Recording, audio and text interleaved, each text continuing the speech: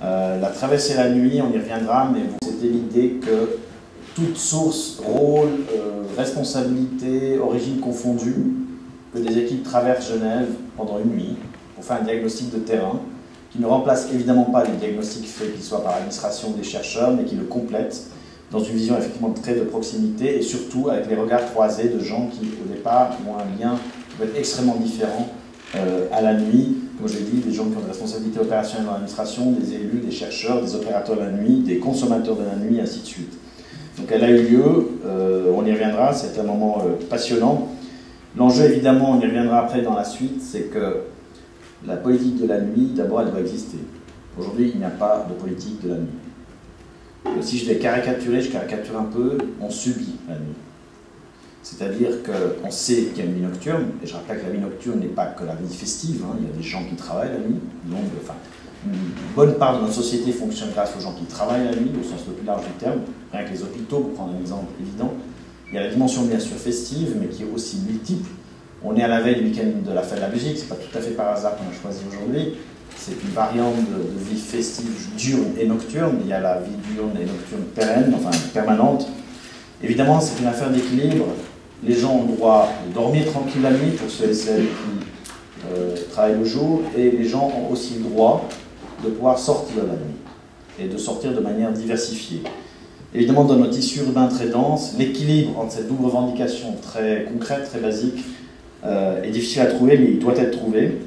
Et il faut l'aborder de manière globale. C'est pas juste de, comme je disais, subir la nuit, c'est-à-dire elle existe, on se rend compte qu'elle existe, on réagit à des excès de nuisances supposés au réel, on intervient en urgence, on essaie de cadrer légalement. La nuit a aussi un aspect positif, il faut l'affirmer.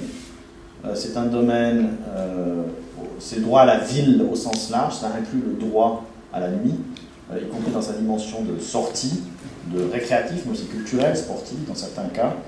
On a droit à avoir une offre diversifiée qui se passe bien, de même qu'on a droit, évidemment, une fois qu'on va se coucher, à pouvoir dormir dans des conditions tranquilles, et souvent, c'est logiquement les mêmes personnes qui revendiquent à juste titre les deux droits. Ça me concerne personnellement, quand je vais sortir boire un verre, j'ai envie de pouvoir le faire dans de bonnes conditions, mais quand je vais me coucher, j'ai aussi envie de pouvoir dormir sans nuisance nocturne excessive. Donc c'est une des idées de la démarche, c'est au-delà de l'actualité immédiate, au-delà des crises ponctuelles, au-delà des questions de régulation, de voir si on peut définir une politique de la nuit globale qui intègre tous les acteurs qui, à un titre ou à un autre, sont concernés. Je pense que Genève, et même si on dit qu'on l'appelle parfois Kaliningrad, historiquement, et c'est vrai que dans l'inconscient collectif, je pense que c'est une dimension importante, mais au-delà de l'inconscient collectif, je reconnais, je redis que notre tissu humain très dense, ultra dense, on est une petite ville relativement en comparaison internationale, mais sur ce petit territoire, on a une densité d'usage de l'espace public et de l'espace privé qui est extrême et qui, évidemment, ne simplifie pas la discussion. Moi, je suis convaincu que Genève peut à la fois être une ville festive et vivante, créative, et une ville qui sait protéger la qualité de vie de ses habitants, y compris la nuit. Mais il est vrai que l'arrivée, notamment par le biais de la politique culturelle, n'est pas anodin. C'est l'idée de rappeler que la nuit a sa propre légitimité, ses propres réalités, qui sont plurielles, qui sont diverses, qui incluent bien sûr très fortement la dimension régulatrice et la dimension de la sécurité, mais qui ne peuvent pas se limiter à ces éléments. Et quelque part, l'avantage d'aborder la question depuis la politique culturelle, même si après on a forcément besoin, j'y reviendrai, de tous les acteurs concernés, publics et autres, c'est que ça donne un regard justement qui n'est pas directement lié à l'application d'une loi, d'une règle, ou la gestion immédiate de nuisances, mais au contraire qui part finalement de toute la diversité de l'offre nocturne, de toute sa créativité aussi, de tout son apport à notre vivre ensemble. Alors, moi je vais vous parler de 3 domaines principaux qui se complètent ceux évoqués par ma collègue. Un, c'est la gouvernance. Alors, je viens de dire que le département de la culture et du sport est très impliqué dans ces discussions. On a élargi maintenant à l'ensemble du conseil administratif, et donc effectivement c'est une politique portée par le conseil administratif. C'est évolutif parce qu'évidemment on apprend au fur et à mesure, comme l'a dit ma collègue, une des dimensions fondamentales de la politique de la nuit, c'est l'aspect expérimental.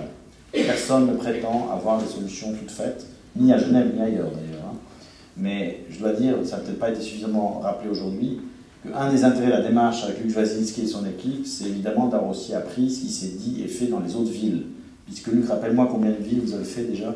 On a fait une centaine de villes. Une centaine de villes en Europe ont déjà fait la traversée de la nuit. Et chacune cherche, et chacune expérimente. Dans certains cas, nous, il paraît qu'on était presque plus expérimentaux dans le sens positif, donc on a monté des expériences comme les étagères de la nuit, mais forcément, et on a plein d'exemples, que d'autres villes ont aussi pris des mesures dont on peut s'inspirer. Donc cet aspect-là, il est fondamental, à l'échelle bien sûr de villes européennes qui ont quand même des dimensions, enfin des enjeux qui peuvent se rapprocher, mais aussi à l'échelle genevoise, c'est que personne ne peut prétendre avoir une solution toute faite, ni à court terme, ni à long terme. Donc on a besoin d'endroits pérennes, de confiance, où on peut discuter, voire négocier, parce qu'il y a aussi des divergences ponctuelles, c'est évident. Les entrées dans la discussion ne sont pas forcément les mêmes. Aujourd'hui, il existe, et je le prends dans l'ordre chronologique, deux endroits en particulier qui parlent beaucoup de la nuit. Il existe, et je m'en félicite chaque fois que je le mentionne, le Grand Conseil de la nuit. Le Grand Conseil de la nuit est une des résultants des états généraux de la nuit de 2010-2011, c'est les opérateurs de la nuit. Donc c'est vraiment les personnes, et donc les entités qui exploitent des lieux nocturnes. On dit toujours depuis l'usine jusqu'au bypass en passant par Moulin Rouge, le Palais Mascotte, le Chat Noir, donc toute la diversité possible des lieux nocturnes. Ils ont plein de différences sur plein de plans, mais ils ont en commun quand même un certain nombre d'enjeux.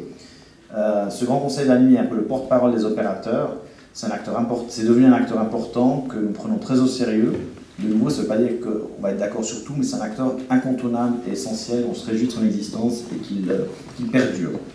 Deuxièmement, il existe depuis quelque temps, et heureusement, c'est notamment suite à la discussion publique autour des mesures liées à l'école de médecine en début 2013.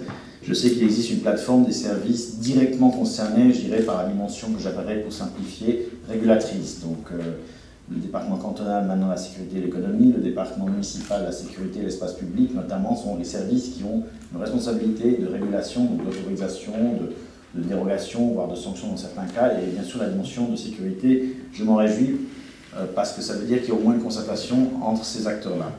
Aujourd'hui, ce que nous souhaitons, c'est qu'on élargisse, et on vient d'écrire à M. Mollet dans ce sens, c'est d'élargir cette plateforme déjà des services publics. C'est-à-dire que l'ensemble des services publics concernés par la nuit doivent se parler, on doit définir les modalités, pas tous les services ont le même lien d'actualité quotidienne, donc il faut probablement moduler un peu les participations des uns des autres, mais typiquement mon département représente plutôt, je dirais, l'offre au sens large de l'actualité culturelle et sportive, y compris dans ses dimensions nocturnes et festives, les grands festivals, la fête de la musique ce week-end, mais aussi l'offre pérenne. Ma collègue Esther a la dimension notamment sociale et tout ce que ça implique, d'ouvrir cette plateforme des services publics pour qu'il y ait vraiment un endroit où on parle, on échange les points de vue, et c'est comme ça qu'on progressera ensemble. Et évidemment là-dessus se greffe la concertation plus large avec l'ensemble des acteurs. Donc si les services publics se parlent, c'est bien. Si les opérateurs de la nuit existent et représentent ce secteur, c'est bien. Il faut y inclure évidemment d'autres acteurs, et notamment les associations d'habitants, pour les citer, puisqu'elles vont plutôt amener, et c'est normal, la dimension, la revendication très légitime de pouvoir, pour ceux et celles qui travaillent le jour et dorment la nuit, de pouvoir se reposer dans de bonnes conditions. Donc ce n'est pas une solution miracle, mais il est vital, je répète, dans ce tissu urbain très dense qu'est Genève, d'avoir cette plateforme de concertation à différentes ramifications pour pouvoir se parler et définir cette politique publique de la nuit, qui aujourd'hui est incomplète, elle est partielle, et comme je l'ai dit, elle est surtout réactive. Et ça ne peut pas suffire, on le voit, parce qu'à chaque fois qu'il y a une émergence d'une tension, soit localisée, soit globale, on essaye d'aborder en mode réactif, en mode presque d'urgence, de gestion de crise. Je ne dis pas que ça va disparaître, mais il faut anticiper. On sait qu'il y a une réalité nocturne, on sait qu'elle est complexe, on sait qu'elle est légitime, ou alors on rétablit une sorte de dire couvre-feu généralisé, on sait que c'est absurde. Et je me permets de faire une parenthèse, puisqu'on parle de gouvernance, de la révision en cours de la loi, alors elle a un nom très long et compliqué, la LRDBHD, donc c'est la loi qui régule l'ensemble du domaine de la restauration, l'hôtellerie, des boissons et ainsi de suite, qui est en révision, je ne rentrerai pas sur les détails, c'est une révision qui est en cours au Grand Conseil, avec des nouvelles propositions du Conseil d'État, mais pour vous dire que d'un point de vue culturel et sportif, la révision m'inquiète énormément. Parce que je ne critique pas ceux qui l'ont rédigé, parce qu'ils font leur métier, ils doivent organiser ce secteur, il faut des règles à la fois claires, en même temps qu'ils prennent en compte la diversité du secteur. Ce qui m'inquiète beaucoup, c'est le risque, c'est un socialiste qui le dit en plus, de régulation excessive et de bureaucratie excessive pour toute la diversité des buvettes, des festivals. Je vous donne un exemple, j'ai lu qu'un théâtre et un cinéma qui font leur saison ordinaire n'ont pas besoin d'autorisation spéciale, mais dès qu'ils font un événement qui n'est pas classique, théâtre ou cinéma, autre chose, il faut une autorisation. Est-ce que, par exemple, l'accueil d'une manifestation de cinéma dans un théâtre va avoir une autorisation? Je ne dis pas que c'est l'esprit des proposants, mais on a beaucoup trop de régimes dérogatoires qui vont générer une paperasse monstrueuse pour les exploitants et pour l'administration. Donc je pense qu'il y a une discussion qui est encore en cours et dans laquelle je reconnais que sous l'angle culturel et sportif, on est entré assez tard dans la discussion aussi bien en tant qu'autorité, donc en tant que de département et ville, et d'autres, mais aussi en tant qu'opérateurs d'organisations culturelles et sportives qui sont extrêmement inquiets. C'est peut-être en partie des malentendus d'ailleurs, mais on va regarder ça de beaucoup plus près. Je pense que ce n'est pas la volonté des proposants, et donc on va devoir négocier là quelque chose de plus vivable, qui tienne mieux compte de la diversité des formes, y compris des formes d'exploitation, tout simplement. Une buvette associative dans un club sportif, ce n'est pas une boîte de nuit. Deuxième sujet, la mobilité, ma collègue l'a évoqué. Ce qui nous frappe à Genève, et même mon expérience personnelle de ma traversée la nuit, j'étais avec Luc, on est resté en tissu relativement urbain, contrairement à d'autres qui sont sortis de milieu urbain, c'est qu'effectivement, à la fois on trouve que la nuit est bruyante, mais je peux vous dire qu'entre, disons, 2h15, 2h, disons, et 5h du matin, vous pouvez marcher au milieu des avenues genevoises, des grandes rues du pont du Mont Blanc, il n'y a juste pas un chat. C'était un jeudi à vendredi, je rappelle, hein, c'était pas le week-end, c'était la nuit du jeudi au vendredi. Et à un moment donné, on avait faim. On avait faim, un creux, voilà, on marche la nuit, il ne fait pas très chaud, on a faim. Et bien, juste à 4h du matin, finalement, on a trouvé un boulanger ouvert aux eaux vives qui ouvre à 4h. C'est apparemment un spot connu pour les gens qui reviennent du travail ou qui commencent très tôt. Et bien, c'était impossible, à moins d'aller dans une boîte de nuit au sens commercial du terme. Il y en a quelques-unes, et ce n'est pas accessible à tout le monde. Ce n'est pas une alternative ni en quantité ni en accessibilité. Et les transports, alors c'est très simple, soit on va à pied, mais ça a quand même ses limites, on a fait beaucoup de kilomètres cette nuit, mais on ne va pas demander à chacun de faire tout le temps des kilomètres toutes les nuits. Il n'y a pas de transport.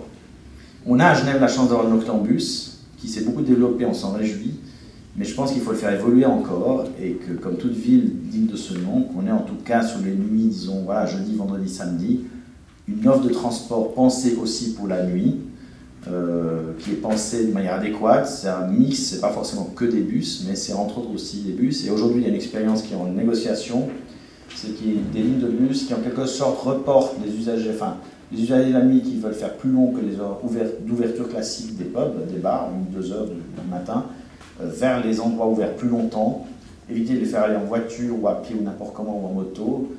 C'est leur offrir cette opportunité d'avoir une ligne Noctambus qui fait ce circuit-là. Durant les nuits principalement concernées, on verra, c'est à négocier, c'est des coûts. Comme l'a dit ma collègue, ma foi, il y a des factures aussi. Hein. Mais je pense qu'il n'y a pas que des factures, c'est un investissement. C'est pour la sécurité des usagers eux-mêmes, mais des autres usagers de la nuit. C'est pour le confort dans le bon sens du terme. Et puis ça aide aussi à répartir les flux de manière un peu différente. C'est que les gens, peut-être, du coup, vont quitter plus vite, pour prendre un exemple très concret, la rue de l'école de médecine, pour aller vers les clubs ouverts, pour ceux et celles qui veulent continuer. Et il faut penser à l'échelle de la région. Luc a raison de constater que on parle tout le temps de la région, mais elle est encore très absente dans ce secteur-là. C'est clair que tant qu'on n'a pas les transports ferroviaires dignes de ce nom, c'est donc l'immigration de Seva, on est clairement coincé parce qu'on a des Noctambus qui traversent la frontière, mais ça ne remplace pas un réseau ferroviaire digne de ce nom. On l'attend pour 2018-19, on verra. Mais c'est clair qu'on doit penser région parce qu'objectivement, ce n'est pas les exploitants de la nuit qui contrediront. Aujourd'hui, la clientèle, notamment la clientèle jeune, mais la clientèle en général, si on prend le cas de la place des volontaires, elle déborde clairement des frontières. On est le centre d'une agglomération d'1 million d'habitants. Et aujourd'hui, l'organisation des transports nocturnes n'est juste pas à l'échelle d'une région d'1 million d'habitants. Et on ne peut pas continuer dans le déni, parce que c'est une prise de risque directe pour les gens qui quand même sortent, qui se transportent n'importe comment, qui rentrent à pied dans les conditions scabreuses, ou qui prennent la voiture, ce qui est encore pire s'il y a une consommation d'alcool. Donc la mobilité, au-delà de cette expérience pilote que nous sommes en train de négocier, donc du Noctambus, qui ferait le circuit des lieux nocturnes, les 3 nuits que j'ai dites, c'est une offre de mobilité qui va être pensée. Puis troisième point, alors c'est lié à ce qu'a dit Luc Jalinski, il faut arrêter la nostalgie de la période dorée des squats et donner une autre image de la nuit aujourd'hui dans tous les sens du terme. J'ai moi-même eu la chance d'arriver à Genève en 89, c'était cette période dite dorée, parce que l'usine venait d'ouvrir. Il y avait évidemment la cave 12, il y avait tout l'îlot 13, il y avait la Messine, enfin c'était vraiment la période, l'apogée. Effectivement, c'était une époque qui a eu d'énormes avantages. Je me rappelle toujours Marc Muller une fois qui me disait il y a 2 ans, ah oui quand même c'est une belle période, tous les artistes qui ont émergé dans ces lieux. Je dis bah Marc, ouais, il me semble que tu n'as pas beaucoup contribué à les maintenir. C'est du passé. J'insiste sur l'intérêt de cette période parce qu'il n'y a pas que l'aspect festif, c'était vraiment une pépinière d'artistes genevois qui aujourd'hui sont reconnus mondialement. J'insiste là-dessus parce que c'est pour rappeler que la nuit c'est pas que la fête, c'est bien sûr la fête, mais c'est aussi la créativité, c'est l'émergence. Je cite toujours Marc Horace parce qu'il vient d'être décoré au niveau suisse, il a commencé au garage, il y a plein de musiciens dans l'électro qui ont commencé à l'époque dans ces lieux. plein d'autres hommes ou femmes de théâtre, de danse. Donc franchement, c'est rappeler l'importance de ces lieux aussi sur ce plan-là. Aujourd'hui, on doit renouveler cette image parce que ça ne sert à rien, parce que ça l'a frappé, que tout le monde parlait de cette époque dorée, nostalgie, machin. Voilà, on peut en parler à titre d'expérience, mais c'est du passé. En revanche, l'image de la nuit aujourd'hui, il faut expliciter ce qu'elle apporte comme plus-value. Moi, je souhaite qu'il y ait une étude sur le poids économique de la nuit, tout ce qu'elle apporte en emploi, direct et indirect, en plus-value économique. Bien sûr que l'économie, ce n'est pas tout dans la vie, mais c'est un aspect important. Pour l'image de Genève, pour l'image au sens positif, et là c'est lié aussi à la promotion de Genève au sens large, donc c'est lié au tourisme, c'est lié en général à l'image de Genève qu'on a à l'étranger. Donc de montrer aussi cette diversité et de ne pas juste ramener ça au fait de faire la fête. C'est de travailler à long terme sur la diversité de l'offre, géographiquement, typologiquement, c'est-à-dire qu'aujourd'hui effectivement, vous savez comment sont les Genevoises et les Genevois, moi y compris, quand on se déplace de la rive gauche à la rive droite, c'est déjà un événement, c'est-à-dire qu'on a une perception des distances qui est quand même très genevoise, hein, je veux dire, on n'aime pas faire des grandes distances comparées à d'autres villes, hein, à Paris ou à Londres, mais il est vrai que par exemple, je me rappelle du projet de loi Grand Conseil qui évoquait l'idée de flexibiliser les règles en zone industrielle, parce que c'est un endroit où il n'y a pas de nuisance pour les habitants, non pas d'évacuer la nuit dans les zones industrielles, mais de faciliter les choses aussi dans cet endroit. C'est passé dans une version extrêmement allégée, beaucoup trop légère dans le mauvais sens du terme, donc très difficilement applicable. Je pense qu'il faut aussi une logique d'aménagement du territoire qui diversifie les lieux, les heures, les formules, et qui tienne compte de cette diversité, qui accepte aussi des solutions temporaires avec des régimes dérogatoires, dans le bon sens du terme, comme à l'époque les squats, ça on n'a plus, mais il y a des usines désaffectées. Je suis en train de faire l'inventaire, d'ailleurs je peux vous dire le nombre de lieux dans ce canton. On parle de pénurie de logement, c'est vrai, mais il y a des dizaines de milliers de mètres carrés de surface commerciale et artisanale et bureaux vides, notamment dans des périmètres qui vont être transformés, c'est-à-dire des nouveaux quartiers qui se construisent, mais à l'horizon de 5 à 10 ans. Et il faut qu'on obtienne des dérogations, qu'en attendant, ça puisse aussi servir à des lieux nocturnes temporaires, comme dans toute ville qui se respecte. Typiquement, la plateforme de conservation que j'évoquais au début peut servir aussi à ça. Donc voilà, c'est un travail important dans la durée. Une politique de la nuit, comme j'ai dit, c'est de sortir du réactif, du court terme et la gestion de crise, de subir la nuit, mais au contraire l'accompagner, de la faire vivre positivement, dans tous ces aspects, j'insiste, hein, autant le droit à la tranquillité que le droit à la nuit, et que pour ça, il faut qu'on travaille tous ensemble. Au niveau conseil administratif, il y a, avec nos approches variées, évidemment, puis comme j'ai dit, chacun des magistrats a une autre entrée dans le dossier, mais on a une politique commune là-dessus. On va rentrer en contact avec le Conseil d'État, je sais qu'a priori l'accueil est plutôt positif pour continuer ce travail ensemble. Voilà, merci beaucoup.